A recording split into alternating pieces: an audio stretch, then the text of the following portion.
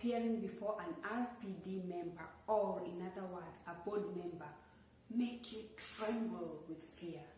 Well, thou shalt not be afraid no more, my friend, because today I'm going to share with you tips on how I prepared for my hearing and nailed it in a little over 10 minutes. Stay tuned. I originally did this presentation at Surgeon House Refugee Shelter in Toronto, and throughout this presentation I'm going to show you a few clips of that original presentation. This is what we are going to discuss today: fear, that nerve-wracking fear and dread of attending your hearing. Interpreters, to use one or not to use one. Your story or personal information. You're here in Canada seeking protection. What brought you here? Evidence to back up your story. And number 5, external influences. Number 1, let's talk about fear. So what are you afraid of? What are you afraid of? Some of the biggest fears expressed by the residents of Surgeon House Refugee Shelter in Toronto are fear of being questioned by the board member. You can't escape it. Fear and doubt over your personal story. Sometimes when we're so anxious, we start doubting our own story. Fear of an uncertain future. I don't know what's going to happen to me. I am new in the country. I'm claiming refugee status, but I don't know, will I be accepted or not accepted? Number 4 is the fear and dread of the whole process. The whole process. You dread writing the story. You dread reading it. You dread gathering evidence. You just dread reliving the events. What I want to tell you is, when you go for your hearing, it's not like what you see on TV. I know it may seem easy for me to say this right now, but there is absolutely nothing to be afraid of when it comes to going for your hearing.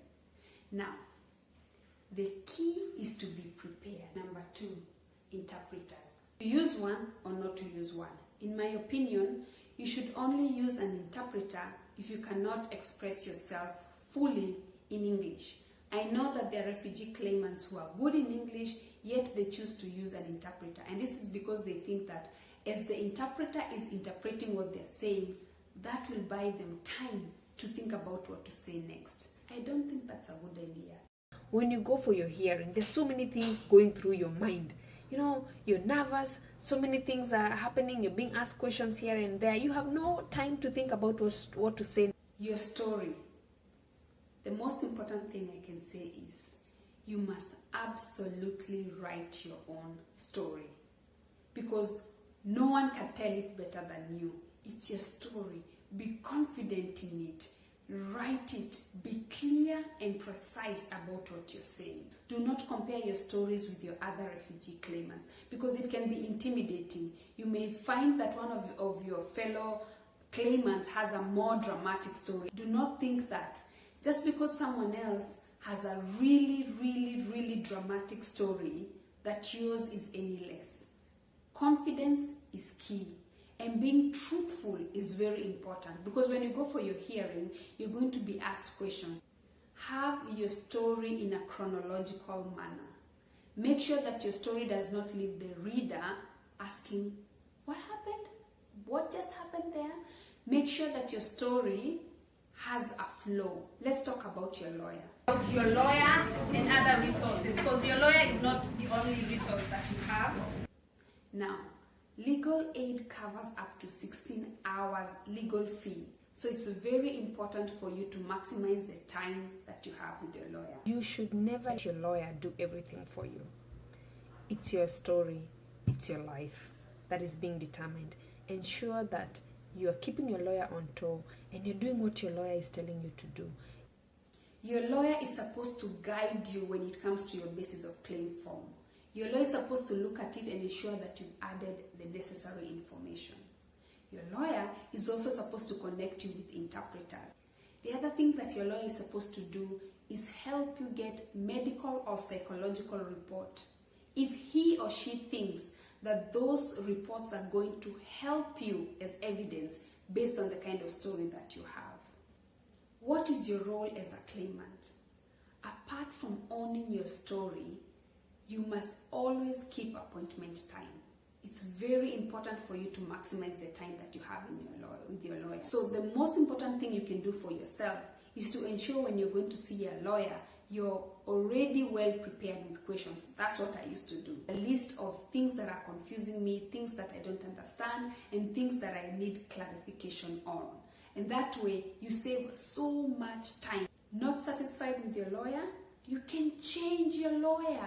Pick up the phone, call legal aid and tell them that you're not very satisfied with the services that your lawyer is providing and that you'd like to change them. You're not stuck with whoever you are. It's very, very important that you and your lawyer get along. Evidence to back up your story. This is the reason why my story took 10 minutes. I had so much evidence. Now, I had so much evidence, and I can tell you, this played a very, very crucial role when it comes to my hearing. I had so much evidence that on the day of my hearing, I had even more evidence. And when we handed them to the board member who was hearing my claim, she said no. And for a moment, I was scared. I didn't understand why she was saying no. But then she explained that I had already provided so much evidence, she did not need any more. Let's look at some of the evidence that you can provide for your claim. Certificates, marriage certificate, death certificate, whatever certificate you can get, including baptism certificate. Photos are very important. Affidavit. If people back home know some of the things that have happened to you, some of the events that took place for you to come here to Canada to seek protection, ask them to go to a lawyer and sign affidavits. Letters from your previous employer, from your places of worship, from your local communities, and from anywhere that you had ever volunteered or worked. Letters can work in your favor. External influences is all of us. External influences. These are all around us. External influences are the people that we hang out with. They are things that we allow to influence us as refugee claimants. And it's up to you to decide who you share your story with.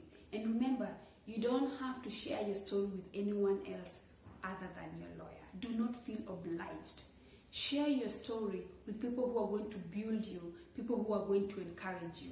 Remember, if you go for your hearing and you get a negative outcome, please do not scare your other refugee claimants. Keep your stories to yourself. Lastly, prepare, prepare, prepare. The only way to conquer fear is staying positive and staying prepared. When you're prepared, you build your confidence. Because think about it.